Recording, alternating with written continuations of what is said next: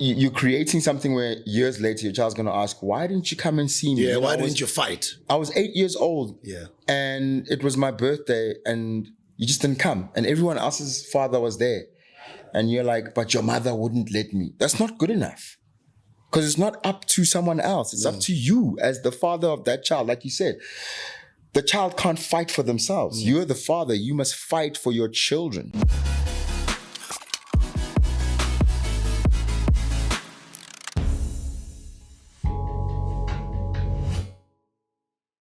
This is the Hustler's Corner. With a BA in drama from Wits University, he started his career in the theater. He has proved himself as a talented actor, a voice artist. Proper because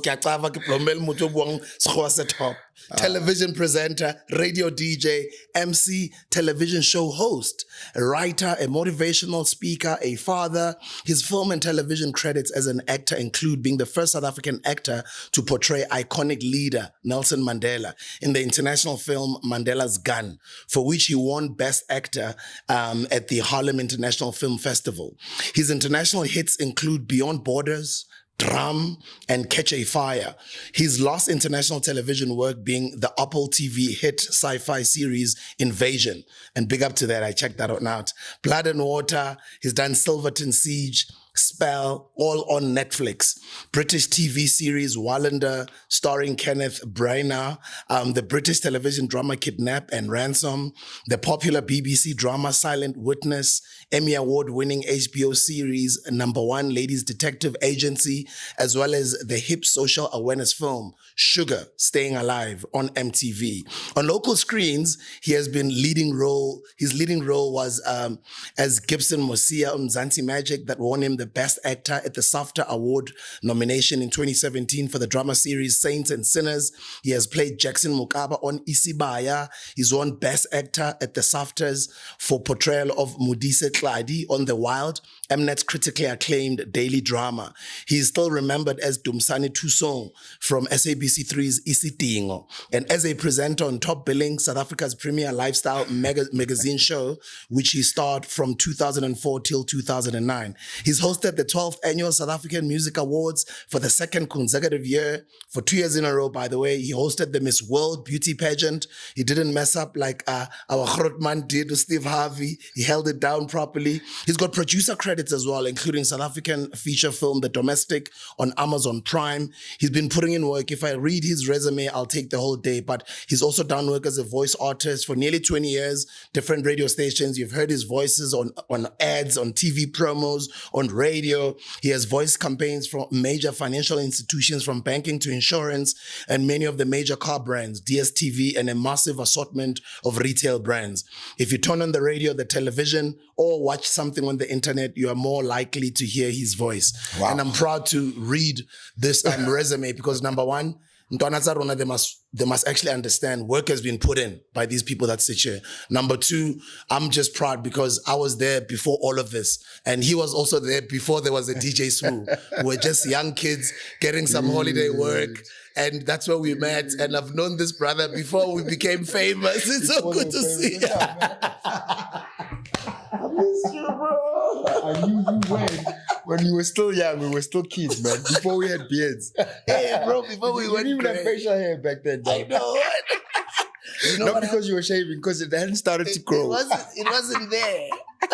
Do you know what happened years after that? I started seeing some of the girls we used to work with. I think one of them was Maggie from Big Brother. We used to work with as well. And then I don't know who else, but there was one who ended up on 947 for a while. And then I think she moved down to the coast. I can't remember her name, but a couple of people really did well after that job. Maybe we can tell the people, we were literally tour guides at Empress Palace when it first opened. So people are thinking, wait, when did Empress Palace open? It opened years and years ago. Before that, it was something else. I think it was called Caesar's Palace. And then they did a revamp and made it Empress Palace. And I think that was like 97 or something like that. That's a long time ago, man. But for me to remind you that also is for the audience. They must understand that people put in work and Yeah. there's consistency that Thanks comes for with that, being man. great. You know what I mean? I think that the hardest thing is not making it to the top. It's staying there. You know how it is. To stay in this industry for 20 years or more means that you've got some sort of longevity, you've got some sort of professionalism, and you've got some sort of humility, because it means you can work with people. You know, a lot of young people who go into the industry think that once I'm a star, you know, there's that thing of once I'm a star, then I'll start calling the shots. Actually, once you're a star, you must be even more humble. Yeah.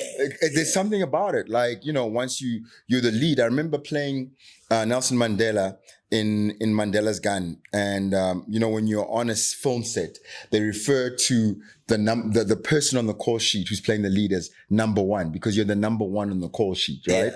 Yeah. So people would say number one stepping on set or whatever, and everyone must be ready, not because you're so important, but because you're working the whole day, every day. So you're there the first in the morning, you're the last to leave, and you're there 6 days a week. Other people come and go, and you think, oh, this title that they've given me makes me feel important. If anything, you're the one who must take the most crap. So if the food is not great, if they picked you up late, you must complain the least, because you set the tone. So I want people to understand, young people, when you become number one, you are the one everyone else is looking to make this project actually happen. You know, when we're doing top billing, a lot of the times, and when we had to move sets Top billing days. I forgot you did top billing. Dude, I did top billing, and a lot of the times it was a very small crew, like we are now. The three, the camera guy who then played the sound guy as well, the director, and me. And then we're in the middle of the Namib desert. It's hot, dude. The director says, oh, I'd like a shot at the top of this desert dune. I'm like, if it only it was that easy, because now we have to take all the equipment, all of us, walk it up this dune in the middle of this desert, in the middle of the hot sun, and it's a hot sunny day. Then afterwards you wipe your brow and say, hey, good afternoon and welcome to Top Billing. And you can't be like, but I'm the presenter. I don't carry the camera equipment and the lights and the sound or whatever. You have to be part of... You're everything. Of everything, you know. And a lot of the times when in this gig, there's no room for stars. There's just room for people who are very good at their job and are willing to work with others. That's all there is to it. And I like what you've just said. For me, because that was going to be my first question. If there's anything that you'd say you've learned from this industry, what is it? Well, exactly that. There's no room for stars. It's a job like any other job, but it's a calling. Unlike most jobs, because you can't do this just for the salary. The salary will never be enough. The salary is actually a nice perk. Remember when we started out and we'd sit around the table at our break. Bongani Mbingwa also was part of us. That's right. 702 Breakfast Show. Yeah. And he went on to Channel O. We went to Channel O together. Yeah. So... Sorry, you were saying... No, I'm saying... We'd sit and have breakfast? We'd sit and we'd be on our break from... tour guiding duty, and we talk about our dreams. And the one thing that was consistent with most people who made it was I would do this for free, if I had to, but getting paid is a bonus. And everyone who's become successful in the entertainment industry were the people who said things like that and are literally willing to do it for free. I don't think anyone should do it for free, but you have to be willing to do it for free. It's the passion, right? It's the passion. It's the love, man. Right now, I'm doing a theater show at the Joburg Civic Theater called Fences. And someone was asking me, like, you do this every day? And I say, every day except Monday. So I do it Tuesday to Sunday. You know, I'm performing. Sometimes 2 shows a day. And you think, ultimately, it doesn't matter what they're paying me. This is hard work, you know, to be in the theater. But... it's not about what they're paying me. It's about I have to go out there, and every day when I'm on that stage, there's someone who's never seen me perform.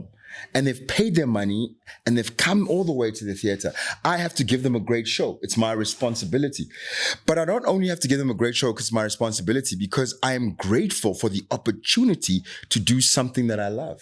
And Fences, how long is it going on up until? It's from the 2nd, so it's already started, of February till the 26th of February. Until the 26th of February. Yeah. Lovely. And where do we get the tickets? You get them on Web Ticket, which is an online service. You can buy them at the door, but I don't suggest it. It's been full shows so far. So go on Web Ticket and come and see us. It's a really fantastic show. You're rocking with Atando, ne? Atandwa Are you Kani. rocking with Hamilton as well? No, he's coming in next with Woza Albert. Oh, sorry, he's doing Woza Albert. Don't miss that either, because anything that Hamilton Dlamini is doing, is going to be amazing. Too dope. So you're still telling me the cast. So it's Atando. Oh, it's Atandwa Kani. It's Kucho Green, who plays Rose, my wife. It's Tlomla Dandala. It's Sibusisa Mamba. Nice. Yeah. You got the greats there. Yeah, man. Some big dogs, man. And a bit of a shift from television? Quite a bit of a shift. I started in the theater. So it's like going back to the theater. I do theater every now and again. I haven't done it for a couple of decades now. Don't forget in the beginning of the interview, we said we are peers. Listen, so a couple of decades. So when I say a couple of decades, when we started, it was almost 30 years ago. Almost 30 years ago. Yeah. 3 years We're in our after, 40s, guys. 3 years after, or 4 years, no, 3. After we voted for the first time in 94, I'm already working. Yeah. I'm almost 50. What are you talking about? Yeah, me too, man. I'm closer to 50 than I am to 40. But I'm 45. I'm embracing it though. I love it. But I guess you're one of those artists that love South Africa so much that I think if you're a fan or you're sitting, from afar, you look like you just live in South Africa and you've just lived in South Africa. Yeah. And then from time to time we get surprised. How? When was this shot? Oh, they shot it where? Oh, then it's another international flick. Yeah. Actually, I think at the moment I do more international work than I do local stuff. And I'm very grateful for that, because it's not like just because of me. There's a lot of factors that have got nothing to do with me. I've got to say thanks to God, because that really is the person who's put me here. There are a lot of very talented people who don't get the opportunities that I do. So I don't take them for granted. I've been fortunate in the past couple of years to do some very nice, big feature films and TV series. My last one being Invasion Season 2. Invasion Season 1, I wasn't in that. But I'm looking forward to Invasion Season 2 coming out. It's going to be a nice part that I'm playing in there. Dope. And it's, I've done some big budget films, but this one was like mind-blowing because it was action. It was like sci-fi. Cars exploding, things, being thrown in the air. It was out of this world.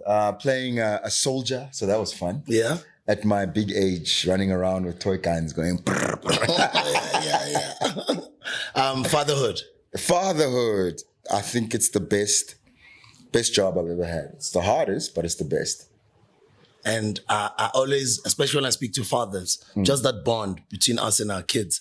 And I always say that I'm glad that maybe because thanks to social media, I see more of us fathers now embracing being fathers than I guess our fathers were. Because a lot of our generation, our fathers were absent. Yeah, that's true. I think having gone through what I've gone through, there's some things I can understand about fathers who ended up being absent. I think a lot of fathers sometimes some fathers just were not interested. That still happens now. But I think other fathers, with what I've gone through, found it difficult to see their children and probably didn't know what to do and probably didn't have the resources that we do. I had to fight to see my child. It's not something that came easily. I had to go to court, to the children's court. I had to go to the family advocate's office many times. It was almost a 6-year battle, Is it? Yeah.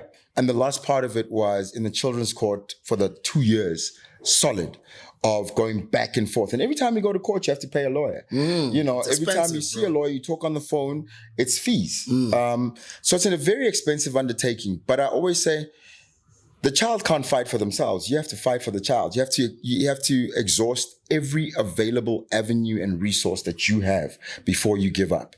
Otherwise, you're creating something where years later your child's going to ask, why didn't you come and see me? Yeah, why didn't you fight? I was 8 years old. Yeah. And it was my birthday and you just didn't come. And everyone else's father was there.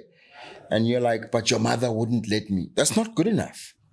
Because it's not up to someone else. It's up to you as the father of that child. Like you said, the child can't fight for themselves. You're the father. You must fight for your children. I always say the same thing because you're going to just push it away as an excuse. Go, whatever. But you're going to blame actually your daughter or your son or your sons or daughters, your children are going to blame you. Yeah. 10, 15, 20 years from today. Why didn't you fight? I mean, you were working at the time. We can see your history. We know your history. At the time, you were okay. But you didn't fight. You know, so gents, if I guess you gotta have to, get the law to sort it out and fight to see your children, because just that presence in our children's lives is extremely more important than just being an ATM dad, The statistics are that 2/3, or roundabout 2/3 of South African kids do not have fathers in their lives. That's what we're talking about right now, right? So you're talking about around 66%, 67% of children that do not know who their father is. If they do know who their father is, they don't get to see their fathers. And their fathers are not active in their lives. Now, that has a very big correlation to other things like social ills. 73% of people who are in jail don't have fathers. That just tells you something right there. 73%, the vast majority of people in jail did not have a positive male figure in their life. And I know that this modern world is saying to us, we should make everything gender neutral. People were saying something on Twitter about maybe we should just call God, instead of saying our father, we should just say our parent who art in heaven. But I think that's the world we're in now. Yeah, that's the world I think it's a bit crazy. My mother was a woman, and I'm glad that she was. My father was a man, and I'm glad that he was. But the world that we're in, if you don't have a positive male role model who is your father, right? Someone you can say, there, Baba Amlo. Yeah, Tamala. I mean, and he's done it. He deserves that title. He's done amazing things. He sacrificed a lot for me to be here. He could have bought nice cars and been one of those fathers, because he was working, with nice clothes and shoes. And instead he put me through school. That was his sacrifice. He stayed with us as a family when other fathers were out there doing whatever. Every weekend, my father, I remember being a teenager and going, why does this man not go somewhere on the weekend like other people's dads? So we can but he's there, he's watching. Hey, what do you do? And those are the things, Buddha. Because he was there every weekend, I never had a chance to go out drinking with the boys, as a teenager. I never got into drugs as a teenager. Anything that I did in my adult life was because nigga papa. I was just too excited. I was too forward. I was like, yeah, let me try this thing out. I'm in the entertainment industry. But I knew that it was wrong. That's the difference. A lot of people who don't have a positive male role model, like a father, don't even know that the things they're doing are wrong. Our social ills. We're the rape capital of the world. We've got a lot of GBV. There are a lot of men who don't even know that to hit your woman is wrong. We still have to educate them on that. Not that you knew it was wrong and you've done a wrong thing. Now you can apologize. No, you didn't even know it was wrong. And quite frankly, sometimes you can see it with young boys, with just a mother, and they want to fight with their mother. If there's a man in the house, there's no way you're gonna want to fight with your mother. If anything, your mother just says, "Wait till your dad comes home." And then you're like, "Oh, dad." Or sometimes you copa something more, or or sometimes you wanna ask something from dad, you ask him through my old lady.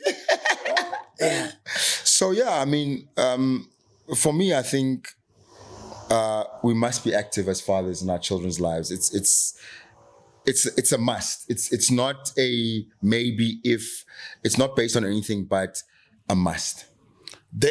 You're just talking about gender neutrality just now. Some people talking about it on social media. There's just been this big push, I think, also over the past 20, maybe to 30 years. I'm not sure. Don't quote me on that one. Of feminism. Right?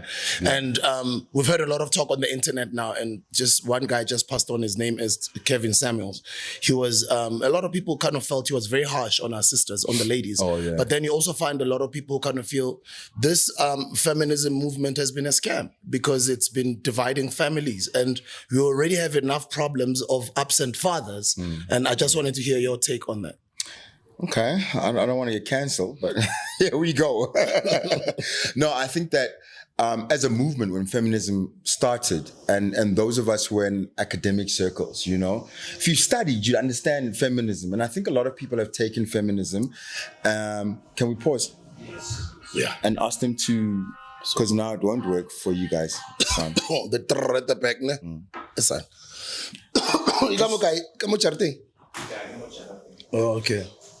Ask them to give us the Masha, just 20 minutes. Yes, it's because you know what I'm going to do, because you're going to go see the kid. I'll make it 40 minutes long so that I give you a chance to revive, but then at least it makes way for part 2. Yes. You know? Yes. Yeah, in a few weeks' time, part 2. It would be nice. That would be nice. I don't mind. Yeah, I'd really love that because there's a lot of things that I'd really like for us to talk about. I'd like to delve into stuff. You know what I mean? Yes. And because I also know, as much as we're doing it now, your mind you know, and I don't want you. I don't want to get into trouble with the school there. And then, man, you know. But I'm proud of us, bro. I'm really proud of us. No, we must be proud of ourselves. Thank you, bro. I'm proud of you for what you've achieved. Thank you, bro.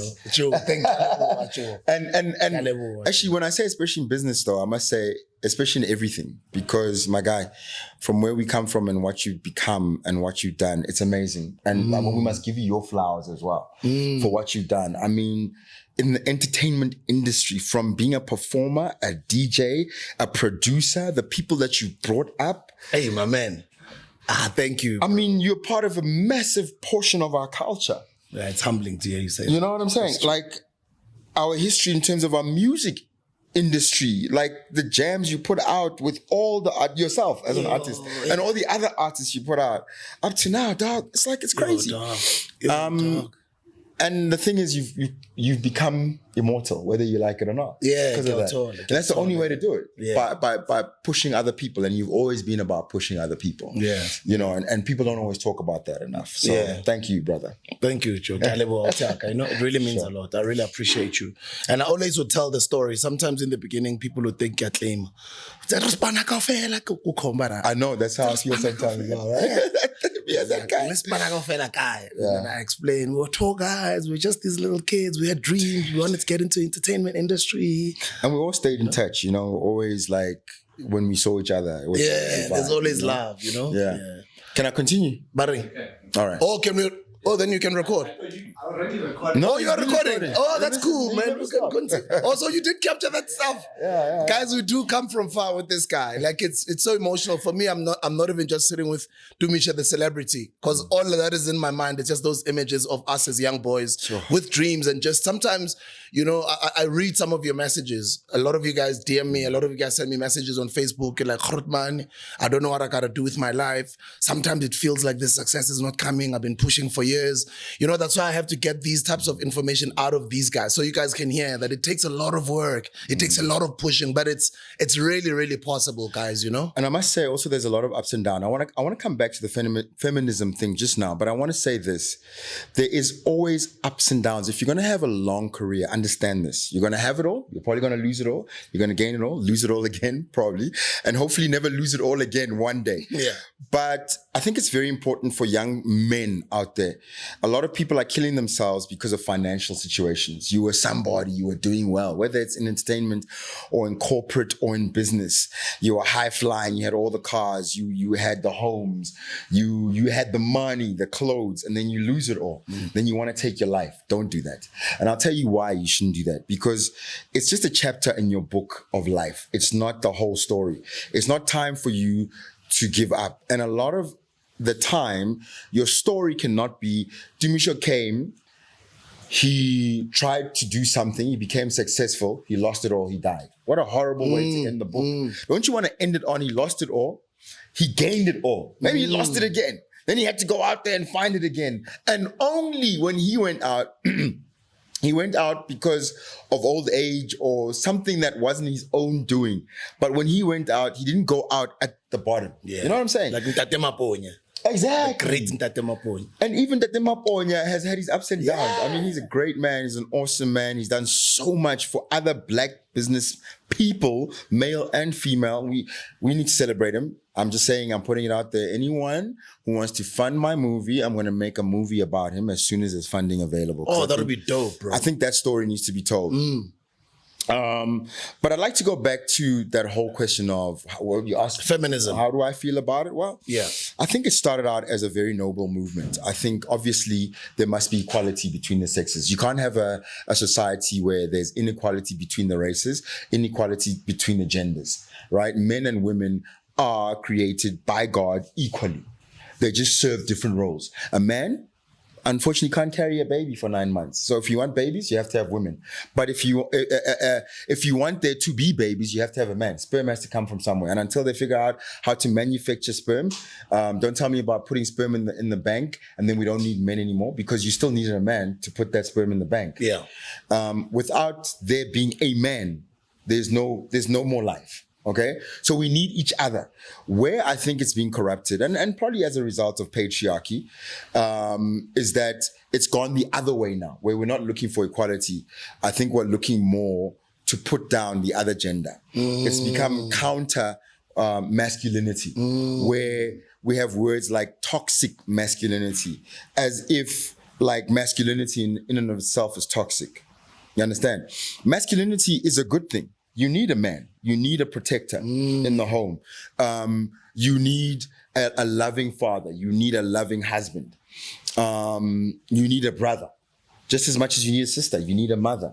All those things are necessary. I think when one starts to cancel out the other, that's when it's a problem. And this idea that we have on social media, like we were very quick to say men are trash. I always find that so weird. If you write men are trash, then you're basically saying all men are trash. Does that mean every man, your own son, your brother, your father, your uncles, your man, your husband, your whatever, are all trash? It can't be. We as men have been hurt by women. Are we going to now say all women are trash? Can't be. So yeah, that's what I'm going to be cancelled for. How do we take I've been leadership? cancelled before. How do we take leadership as men, though? You know, because I kind of feel guys like now, for you to even comment, the first comment or the first thing you said was, "Oh, I'm scared of being cancelled." So then you find a lot of people who are they silence themselves because we don't want to be cancelled. Well, let me put it this way: I'm not really scared of being cancelled. I'm just like, I'm aware that there's such a thing. But I think as men, we've got to become fearless again. I mean, a man's role is to be fearless. All the people who want to cancel all men and have this toxic masculinity, let's stop having male police and let's stop having male soldiers. Just for 1 month. Let's see what happens. Let's see who builds these houses. Exactly. Let's see who grabs Right? these bricks. Let's see who goes down that mine shaft. Exactly, my man. There's no such thing as we can get rid of men and be okay in any society. All I'm saying is we need to rise up as good men and be the ones who are more vocal. Because let's be honest, growing up, I grew up in Pretoria, right? And when I say Pretoria, I mean Mamelodi, I mean Soshanguve, I mean Mabopane, I mean Kharangua, I mean Atteridgeville. Those are my Ekasis. I cannot pick one over another. I remember when we met Nolelas Pitor. Sure. Nah, Nolelas Pitor, diamond. And I remember every Sunday back in Pretoria, we would go out as teenagers. We'd all get dressed up, we'd get clean, we'd look nice, we'd have gotten our hair done, and we'd just walk around, Ekasi, teenagers, men and women, and girls would walk around. It'd be so beautiful. And you'd walk past a girl and you'd ask for a number or a shell or whatever, and she had every right to say no. Yeah. You keep it moving, right? There was no violence. There was very little rape. When I was growing up, that was taboo. Those two things, GBV and rape, was serious taboo. It was something that, how could someone do that, right? If a girl says no, you move on. It's part of life. In fact, it's part of the fun. Some are going to say yes, some are going to say no. And now they don't have those cultures anymore, because a nice looking group of girls walking by themselves, Ekasi, is just asking for danger. And that shouldn't be. And that shouldn't be. But the reason why is I remember very clearly being a teenager, a male teenager, Ekasi back then. If we saw another male teenager or man, ashapa musadi, or doing something, or attempting rape or kidnap, we would all jump in there. Yeah. It didn't matter if you knew If we the knew person her, we didn't know her. We didn't know her. Like, there were things you are not allowed to do, and men would step in to stop other men from doing things that are wrong. I think we need that again, where as South African men, we say, like, I like the movement, not in my name, where we say, no, you can't do that. If To we're our here. sisters, while To we're our here. sisters. And there must be real consequences. I think the justice system has let us down. I think the police have let us down a lot. And perhaps for a while, we as men ourselves in the community have to take charge. It sounds like it's vigilantism, but if that's what must happen for now, until we get to a point where, as a society, we understand that there are boundaries in our sides. Because let's be honest, there are certain places where certain things you can't do. And I think that's mostly overseas. If you go to most places in Europe, even places like Brazil, where there's so much sexual freedom, people walking around in the smallest bikini in the middle of town, and that sister won't be touched. Because if you, as one man, touch that sister in Brazil, my man, the Brazilian men will deal with you right now. They won't call the police on you. So you know that there are just some things you don't do in certain countries. You don't do that in London or the UK. You don't do that in most European towns and cities. You don't do that in the States. Not because the police are going to come and get you, but because the nearest man is going to sort you out. Where in South Africa, we're not sorting people out anymore. We must start sorting people out. You know? Yeah. I had the great John Kani join us on the Hustlers Corner for an interview. Okay. We had a really good discussion around discussing awesome, man. the acting industry. Amazing, brother. I love him. He's made it in every way. He wants to give opportunities to youngsters. I wouldn't be doing this show Fences if it wasn't for him giving me this opportunity. I was supposed to be working alongside him. Unfortunately, he fell temporarily ill, which meant that for the schedule he had to pull out, and I was given his role in the play, and I'm very grateful for that, because I didn't get it out of merit.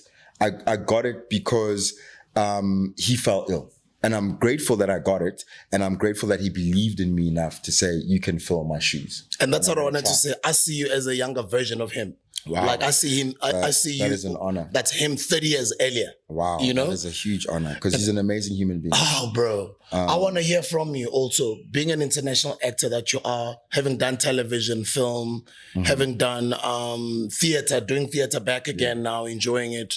And I want to hear, has the local arts industry grown comparing to a lot of the work you've been doing, and how you are treated also overseas, the type of contracts they have overseas, etc.? That's a good question. I think our industry has grown. We're doing more stuff, but we're doing it at each thing less and less budget, that the local stuff. The international stuff is always going to grow positively. But I'd like to urge us in our industry, if you are a performer, please come with the credentials. You know, come polished. Don't just want to get an opportunity. People have been talking about, let's open up the industry. Yes, let's open up the industry. But learn and respect the industry you're about to go into. You know what I mean? Like go and get some learning about it before you come in. Be willing to start at the bottom, intern if you have to, sweep the studio floor if you want to be in broadcasting while you're listening, while you're learning, taking notes, bashing cables, whatever. But be willing to have a learning and a servanthood heart, right? And if you've learned and you come into the industry, then also understand that you have some sort of worth. Don't just come in because you see Smooth's there and you know he's charging a lot. If I can just get a 10th of what he's getting, I'd be happy to take his job. That's counterproductive, because you one day will be there as well, and you'll wonder why things are not getting better for you. At the end of the day, I think there's that jealousy of someone's at the top. I want to take what they have instead of building something for myself, or at least getting to work with them. You know, we must aspire to be where someone is, and get the same thing that they're getting at the top, not wishing that they can come down to us. Because when that happens, then what is there at the top? Nothing. There's nothing at the top. We've destroyed what's at the top. So yeah, our industry's growing, but I think, in my personal opinion, we're doing too many low-budget telenovelas. I think there's too many of those stories of black families that are successful, but the mother and the father are cheating, they are robbing people in their business, blah, blah. You know, I mean, that's basically the storyline. I mean, every single one is like that. Somewhere in the middle, Tagati. It's so like, oh, it's another one of those. When are we going to tell stories like that are real? When are we going to have the balls to say, I'm going to tell the Maponya story. And I'm going to make it amazing. I'm going to make it a proper budget story, you know? And I'm going to get all the available resources and I'm going to make it of international quality. I'm going to tell stories of our great leaders who are female. in business, in civil society, in politics. I think the great Winnie Mandela story still needs to be told by a local. I don't want to see Jennifer Hudson playing it. Not because I disrespect her as an artist. I just think it's not right for someone to come to our country and not even bother to do the accent right. I mean, right now we're doing Fences. It's an American, right? We have to have the proper American accents. We don't have just general American accents. I'm not out there doing it like I'm a rapper. I'm doing it like I'm someone living in Pittsburgh in 1957. You know what I'm saying? So I think that's our gripe. Not that we don't want Americans coming and playing South African parts. We just want them to do it right if they're going to do it. And actually, why is it that it's a problem for a South African to play their own hero? You understand? I mean, politically, there's something that should say there's something wrong with that. That we can have heroes, but we're not good enough to play them. So a South African child can look up to Nelson Mandela, but no one who's South African is good enough to play Nelson Mandela. That's a farce. That's a scam. That's a scandal. And everyone who's played Nelson Mandela up to now, thanks, but you didn't do us any favors. I'm sorry. Idris played a terrible Nelson Mandela. I'd say it to his face if I see him. Lawrence Fishburne tried, but it got nowhere. Who was that other guy as well who played Nelson Mandela? Especially a figure like that, man. I think Jennifer it was Hudson. Morris. Sorry. The young man. Morgan Freeman. Morgan Didn't he play tried. Mandela? He did. He did, no? I didn't find his Mandela very good either. Yeah. And it's just because like it's hard to play Mandela. Some roles either require amazing talent to pull it off, a lot of research, and I think that's where a lot of the internationals go wrong. The respect of, if I'm going to play someone who's British, I'm going to put in the respect so that the British people, when they hear me, they can say he's British. But when they want to play South Africans, they're like, but it doesn't matter. Because even if I've got a slightly West African accent, they must accept. And that's what happened. And that's disrespectful. And that's disrespectful to us, even to the West Africans. Because why should I sound Nigerian when I'm playing South African? Because the Nigerians are like, but Mandela wasn't from Nigeria. And why, if I'm playing a Nigerian, must I sound Xhosa? I'm not Xhosa. If I'm playing Nigerian, I must sound like I'm from Nigeria. I miss radio. I miss radio as well. And I wanted to know from you, radio, don't you miss it? I miss it. I love radio. Radio is like theater. You have to be there all the time, right? Yeah. So it can be quite difficult to be an actor and a broadcaster. I see even with someone like Tabudi, Tando Tabete, who's brilliant in both. Yeah. It's hard for her to just have the time to split herself up. Even someone like Anele, who's also a TV personality, it's hard. Like, you miss her when she's not on radio because she's out there doing something. When you were doing it, you'd do it, and then you'd have to be overseas because now you're performing. Yeah. So that's the tough part about radio. But I think that we're very fortunate in South Africa. We've had some amazing people on radio. Yeah. Our radio, since I was a kid till now, I don't think there's anyone who's on radio who's a great on radio, who's done it badly. Yeah. They deserve their flowers, every single one of them. And thank you for giving people their flowers. Guys, he has to go pick up his kid. I actually wanted to do there's a lot of things I want to discuss with him. We come from very far. And we are men, we are fathers, and we are sort of leaders in the industry now. Yeah. As I always say le rona bo prahi bano. Say le rona bo ntate kani bano. Because everybody looks to us now, whether we like it or not. I'm so glad you mentioned Brahu. Brahu, Ntate Kaifa Semenya, those old guys, they've always wanted to impart something on us. I'm so grateful that I ever met them. And for me, those were great male figures that I always wanted to emulate. I mean, family men, Brahu will be very open about how he went through his alcoholism and he was once doing drugs and things like that. But he's someone who always tried to do best. And his stories of when he was doing those things was to try and get you not to do them. And I appreciate that about him. Ntate Kaifa Semenya has been with the same woman for how long? If he can do it in the glare of Hollywood, writing songs in like big music for movies in the 70s and early 80s out there, and like he's stuck to his woman. Then who are we not to follow in his footsteps, my man? And I just want us to continue being that. Yeah. Let us play our role, the role that we're supposed to play. Let us be those men that you spoke about earlier. Yeah. It's time that's, you know. It's so amazing. I mean, I look at someone like Atandwa, who I work with every day, and he's Dr. John Gani's son. And they have such a good, warm relationship. And Atandwa's a good guy. And I just think to myself, he wouldn't have been a good guy if he didn't have a good dad. Exactly. Yeah. You know, he's one of those guys like easy just, you know, and he's blooming, I wanted to swear, but as an expletive, he's blooming talented, you know. Amazing. What I mean? And he has no airs and graces. He doesn't come to work with like, gemang mang. And that's because he has a great father. Humility runs in that family. Yeah, definitely. I appreciate you, my brother. I love you very much. I'm very proud of everything you've achieved. And thank you for being still the way you are. Very diligent, very focused, and being excellent at your work and your art and what you do. May you continue to grow. And I kind of still feel we're still young. You know, we're still in our 40s. He's still at it, you know? Still at it, 79 years old, like nothing. Yeah, let's keep doing it. And more fire to you, brother. Love you, bro. Yeah. Go pick up your kid. We're going to have a part 2 where we go deeper, right? Thank you, guys. Let's go deeper. Love you, bro. Tumisho Masha, the great international South African legend. How do you feel when they call you a legend? I always say, guys, I'm not a legend. Guys, I'm not done yet. Yeah. And then I always say, like, when they're trying to get rid of you, they just give you that lifetime achievement award. Yeah. Like, no, guys, I'm still at it. Love you, bro. Peace. Love you too, bro. Thanks a lot, man. Nice one. Cheers. See you guys on the next episode.